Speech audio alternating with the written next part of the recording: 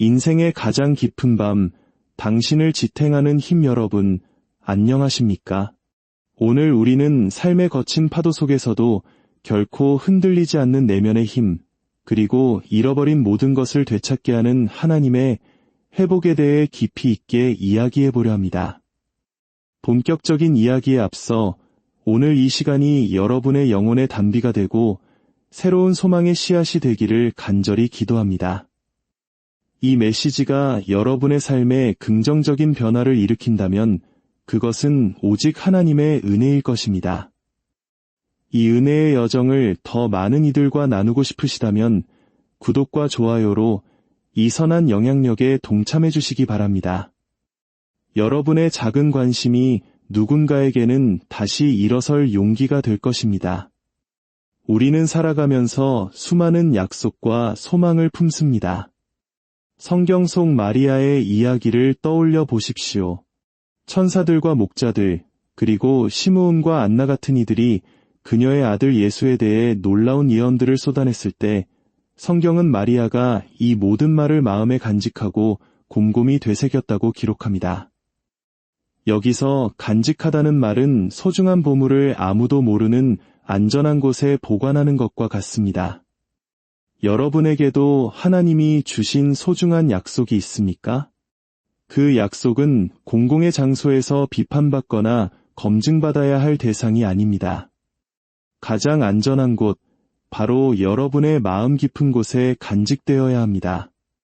우리가 불안을 느끼는 이유는 종종 우리의 마음을 하나님의 말씀이 아닌 그보다 열등한 세상의 소음과 문제들에 내어주기 때문입니다. 하지만 기억하십시오. 하나님의 말씀이 선포되는 순간 그 말씀은 필연적으로 갈등을 불러일으킵니다. 빛이 어둠 속에 비칠 때 어둠이 요동치듯 여러분의 삶에 주어진 하나님의 비전은 반드시 실현이라는 도전을 마주하게 됩니다. 씨앗을 훔치려는 자와 심으시는 하나님 예수님께서는 씨 뿌리는 자의 비유를 통해 우리에게 중요한 영적 원리를 가르쳐 주셨습니다. 씨앗이 뿌려질 때 공중의 새들이 와서 그것을 가로채려 합니다. 여기서 씨앗은 하나님의 말씀이며 새들은 그 말씀을 우리 마음에서 빼앗으려는 원수의 공격입니다. 왜 그들은 그토록 씨앗을 탐낼까요? 그것은 바로 능력이 토양, 우리, 이 아니라 씨앗, 말씀, 그 자체에 있기 때문입니다. 우리가 하나님의 약속을 받고도 그것을 방치하거나 소홀히 여길 때 원수는 그 틈을 타서 자신의 가라지를 함께 심습니다. 이 가라지의 목적은 단 하나, 하나님이 심으신 생명의 기운을 억눌러 죽이는 것입니다. 여러분, 냉정하게 생각해 봅시다. 하나님의 말씀은 온 우주를 창조한 권능을 가졌습니다. 반면 원수의 말은 그 자체로는 아무런 권세가 없습니다. 단지 우리가 그 거짓말을 믿고 묵상하고 동의하는 순간에만 우리의 권세를 빌려 힘을 발휘할 뿐입니다. 거짓을 믿는 것은 거짓말쟁이에게 힘을 실어주는 일입니다. 한국 역사를 돌이켜봐도 우리는 수많은 시련과 거짓의 위협 속에서 신념을 지키며 일어섰습니다. 영적으로도 마찬가지입니다. 하나님은 우리가 그분의 말씀을 어떻게 관리, 스튜어드 하는지 보고 계십니다.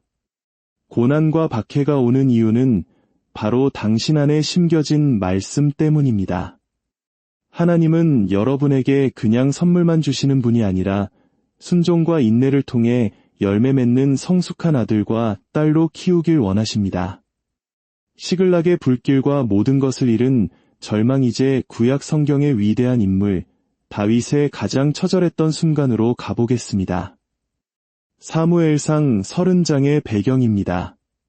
다윗은 당시 이스라엘의 사울 왕에게 쫓기고 있었고 심지어 이방 민족인 블레셋에게도 거부당한 상태였습니다.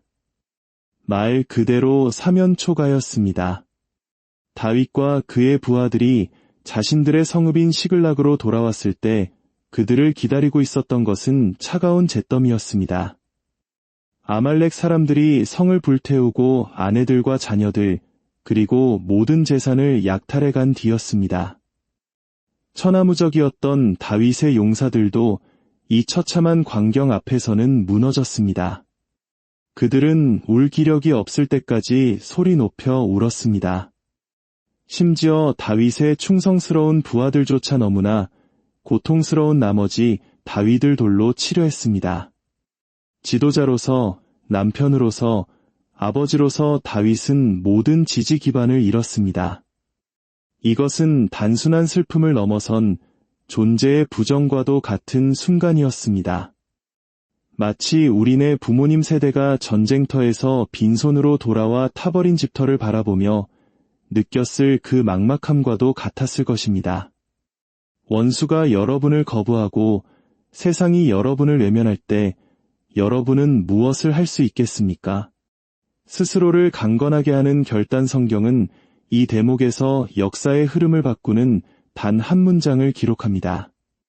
하지만 다윗은 그의 하나님 여호와를 힘입어 스스로 강건하게 하였더라. David strengthened himself in the Lord his God.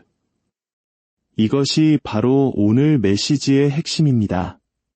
다윗은 누군가가 자신을 위로해 주길 기다리지 않았습니다. 상황이 좋아지길 기다린 것도 아닙니다. 그는 스스로 하나님 안에서 자신의 영혼을 일으켜 세웠습니다. 여러분, 영적인 책임감이란 바로 이런 것입니다. 주님을 안 지 1년이 넘었다면 이제는 스스로를 강건하게 하는 법을 배워야 합니다. 비타민이나 보충제처럼 타인의 격려를 받을 수도 있지만 주식, 밀, 은 스스로 먹어야 합니다.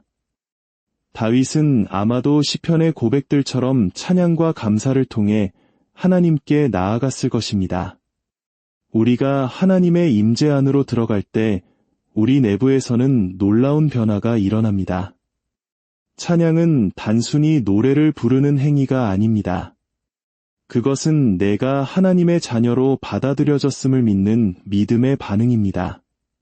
하나님과의 개인적인 역사, 그분께서 내게 주셨던 구절들, 눈물로 통과했던 그 장소들을 기억해 내십시오. 다윗이 하나님 안에서 힘을 얻었을 때 비로소 그는 다시 질문할 수 있었습니다. 내가 이 군대를 추격하면 따라잡을 수 있겠습니까? 추격하라, 내가 반드시 모든 것을 찾으리라. 다윗의 질문에 하나님은 강력하게 응답하십니다. 추격하라, 내가 반드시 따라잡고 모든 것을 도로 찾으리라. 리커버올. 이 말씀은 오늘을 살아가는 우리에게도 동일하게 주어지는 약속입니다. 저는 2024년 이후의 시간이 우리 모두에게 회복의 시간이 될 것이라는 예언적 확신이 있습니다. 지난 몇 년간 전 세계적인 팬데믹과 경제적 위기 속에서 우리는 많은 것을 잃었습니다. 사랑하는 이들을 떠나보내기도 했고 평생 일궈온 사업이 무너지기도 했습니다. 하지만 하나님은 회복의 하나님이십니다. 하나님이 말씀하실 때 어제까지는 불가능해 보였던 일들이 오늘 갑자기 가속화되기 시작합니다. 마치 가뭄 끝에 쏟아지는 단비처럼 하나님의 회복하라는 명령이 떨어지면 잃어버린 시간과 물질, 건강이 제자리를 찾기 시작합니다. 여러분, 이제 자리에서 일어나십시오. 그리고 마음속으로 선포하십시오. 지금은 회복할 때다. 하나님은 우리를 단순히 구출, 레스큐 하시는데 그치지 않고 우리에게 부여하신 권세, 어소리티를 사용해 원수의 손에서 승리를 쟁취하길 원하십니다. 이전보다 더 아름다운 회복, 하나님의 회복은 단순히 예전 상태로 돌아가는 것이 아닙니다. 성경 속의 회복은 언제나 이전보다 더 나은 상태를 의미합니다. 욥기를 보십시오. 욥은 모든 고난이 끝난 후 이전보다 갑절의 복을 받았습니다. 스가랴 9장 12절에서도 주님은 내가 내게 갑절이나 갚을 것이라고 약속하셨습니다. 의학적으로 뼈가 부러졌다가 붙으면 그 자리가 다른 곳보다 더 단단해진다고 합니다. 하나님의 은혜도 이와 같습니다. 여러분의 삶에서 가장 약했던 부분, 가장 큰 상처가 있었던 그 자리가 하나님에 의해 회복될 때, 그곳은 여러분의 삶에서 가장 강하고 견고한 간증의 자리가 될 것입니다. 하나님은 실패를 재료 삼아 더 큰 영광을 만드시는 분입니다. 혹시 지난 시간 동안 건강을 잃으셨습니까? 관계가 깨졌습니까? 소망이 끊어졌습니까? 하나님은 그 깨진 조각들을 모아 이전보다 더 화려하고 가치 있는 걸작으로 빚어내실 것입니다. 모두를 위한 승리의 전리품 다윗이 아말렉을 치고 모든 것을 되찾아 돌아올 때 한 가지 흥미로운 사건이 발생합니다. 전쟁터에 나가 싸운 자들과 너무 지쳐서 뒤에 남아 물건을 지켰던 자들 사이에 갈등이 생긴 것입니다. 일부 이기적인 사람들이 싸우러 나가지 않은 자들에게는 전리품을 줄 수 없다고 주장했습니다. 하지만 다윗은 단호하게 말했습니다. 전쟁터에 나갔던 자의 목이나 뒤에 남아 소유물을 지킨 자의 목이나 동일하게 나눌 것이다. 이것이 바로 하늘나라의 법도이며 하나님의 자비입니다. 여러분 중에는 지금 너무 지쳐서 아무것도 할 수 없는 분들이 계실 것입니다. 40일 금식 기도는 커녕 하루를 버티기도 힘든 상황일지도 모릅니다. 괜찮습니다. 그저 하나님을 향해 시선을 고정하고 여러분의 자리를 지키십시오. 거룩한 관계를 지키고 마음의 문을 지키는 것만으로도 충분합니다.